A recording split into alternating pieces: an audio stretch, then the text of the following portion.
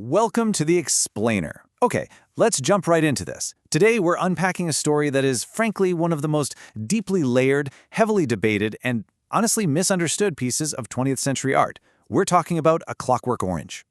We are stepping right into a massive clash of ideas, looking at both Anthony Burgess's original novel and Stanley Kubrick's completely iconic film adaptation. We're going to explore the whole shebang, the art, the science, and the incredibly intense political controversies that trailed right behind it. But before we talk about the legendary status it holds today, just listen to the sheer venom in this early review. The famous critic Andrew Sarris literally wrote, "See A Clockwork Orange for yourself and suffer the damnation of boredom." I mean, wow. A film that we now consider an absolute cinematic benchmark was at the time called an unreadable, unspeakably boring ideological mess by some of the biggest critics out there. So how on earth did we get from that intense critical battleground to its untouchable status today? Well, to figure that out, here's our roadmap. We are covering 6 key areas: a symphony of shock, Burgess, God and free will, the behaviorist's rebuttal, the missing final chapter, the critical backlash, and finally, the evolution of consensus.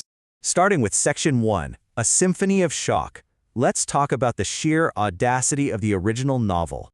When Anthony Burgess dropped this book in 1962, reviewers honestly had absolutely no idea what to make of it. The novelist Kingsley Amis captured that visceral gut punch perfectly when he called it a fine farrago of outrageousness, a cheerful horror. As readers, we're just completely plunged into this violent, bizarre, dystopian world of a 15-year-old delinquent named Alex and his gang of droogs. And the real shock? It wasn't just the violence itself. It was Alex's cheerful, completely remorseless attitude toward it all, happily committing atrocities to the soaring tune of Beethoven's Ninth Symphony. And that beautifully sets up the core concept, right down to the title itself. A Clockwork Orange actually comes from an old Cockney expression meaning queer to the limit of queerness, or just, incredibly strange. But Burgess was using it as a metaphor. To him, if you apply a mechanistic morality, if you physically force a person to be good, you're taking a sweet, natural, living organism and turning it into a lifeless clockwork toy. And to make sure you're totally immersed in that alien mindset, Burgess invented nadsat. It's this Russian-infused slang that Alex speaks. Sure, it disorients you at first, but ultimately it pulls you entirely into Alex's strange reality. Moving to Section 2, Burgess, God, and Free Will.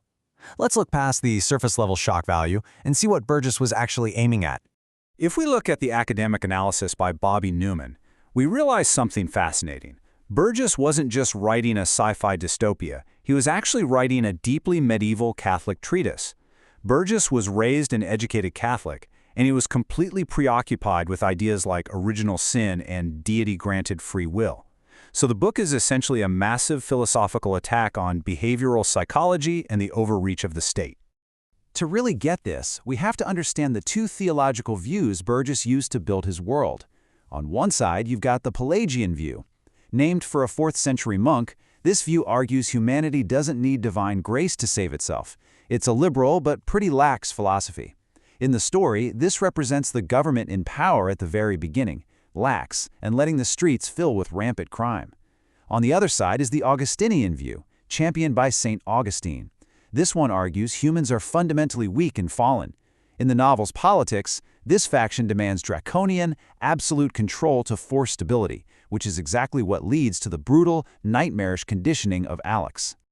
And here is the absolutely uncompromising thesis Burgess throws at us.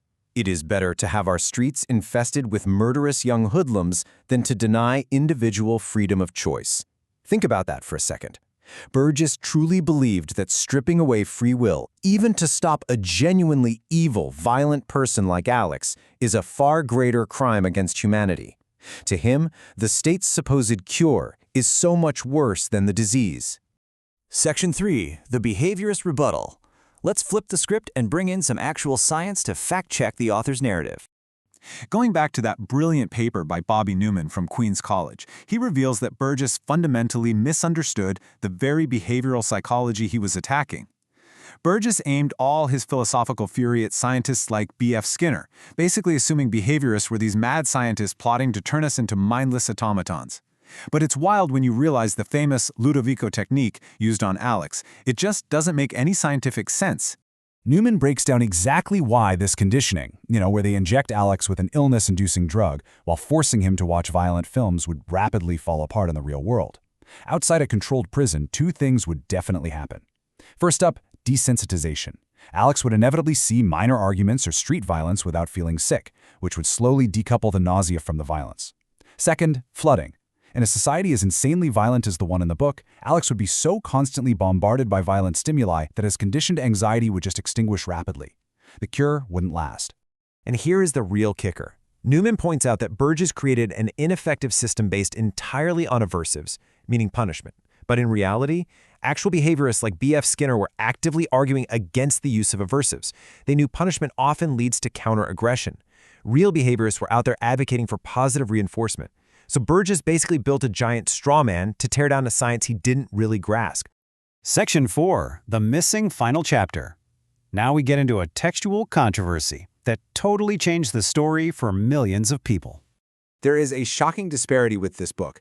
When A Clockwork Orange was first published in New York, the publisher actually deleted the 21st and final chapter because they felt it watered down the impact of the story. The American public literally didn't see the complete novel until 1986. And what's even crazier is that when Stanley Kubrick made his phenomenal film adaptation, he based it on that American edit, ending his movie at chapter 20. I mean, just look at how stark this contrast is. In the US book and Kubrick's film, it's 20 chapters. The state's conditioning gets undone, Alex is cured of his nausea, and he is absolutely thrilled to resume his life of ultra-violence. It's an incredibly dark, cynical ending. But in the original UK book, there are 21 chapters. And in that final chapter, Alex just gets older, he exercises his free will, decides he's simply bored with violence, and chooses to grow up and live a responsible life. Kubrick's ending highlights the failure of the state, sure, but Burgess's original ending was meant to complete his whole philosophical point about the power and necessity of free choice. Section 5. The critical backlash.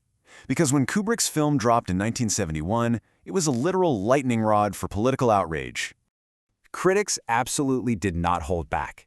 Many ended up projecting their own political anxieties right onto the screen. Take the legendary critic Roger Ebert.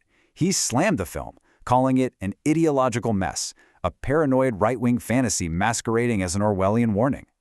Ebert and others on that side felt the film unjustly blamed society for Alex's psychopathic choices, showing the straight, upper-class folks as even more twisted than the violent gang leader himself. But wait, on the exact flip side, left-wing critics viewed it as a highly dangerous narrative too. The journalist Fred Hetchinger wrote, "Liberals have every reason to hate the ideology behind A Clockwork Orange. It symbolizes the fascist threat."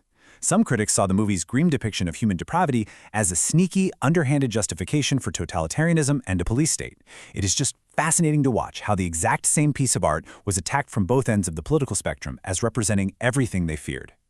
And the real-world fallout from this was severe. Over in Britain, the media relentlessly and often baselessly linked the movie to real youth crimes. The sensationalist backlash got so unbelievably extreme that Stanley Kubrick and his family started receiving death threats. It got so bad that in a totally unprecedented move, Kubrick asked Warner Bros. To pull his own film from circulation in the UK. That was a self-imposed ban that lasted literally until after his death in 1999.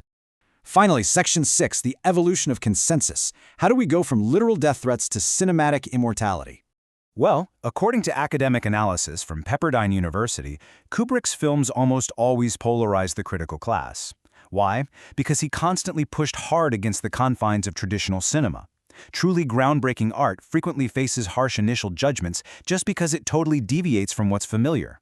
Critics back then didn't have the framework to process the film's cold ambiguity, or that weird, unsettling mix of high-art classical music with brutal violence, or the fact that the movie offers zero moral handholding. It just needed time and repeated viewings to be truly digested. And so, as you'd expect, the legacy evolved. In 1962, the book drops to literary intrigue and shock. In 1971, the film sets off absolute political and moral outrage, but in the modern era, it's been completely reassessed. Stripped of the immediate, fiery political anxieties of the 1970s, modern audiences can finally step back and appreciate the incredible visual design, the deep philosophical questions, and the boundary-pushing genius of Kubrick's direction. It is undeniably a pop culture benchmark today. I want to leave you with one final thought, and it stems directly from that psychological critique we discussed earlier. It challenges everything Anthony Burgess was trying to say. Do behavioral interventions actually destroy the dignity of the individual? Or, when you think about the innocent victims of ultraviolence, is the refusal to effectively treat destructive behavior the real moral failure? It's a heavy question about free will, morality, and the role of the state that is just as relevant today as it was in 1962. Thanks so much for joining me on this explainer, and keep questioning the clockwork.